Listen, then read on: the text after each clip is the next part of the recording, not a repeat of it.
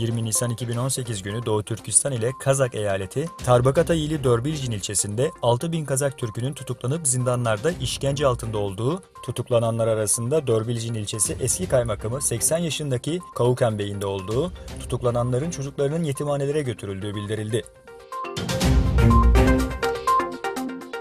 Afganistan'ın başkenti Kabil'deki bir seçim merkezi yakınında düzenlenen intihar saldırısında 31 kişi hayatını kaybederken 57 kişi de yaralandı. Ermenistan'da Serj Sarkisyan'ın son 10 yıl Cumhurbaşkanlığı koltuğunda oturduktan sonra meclis tarafından başbakanlığa seçilmesine itiraz eden halk meydanları terk etmiyor.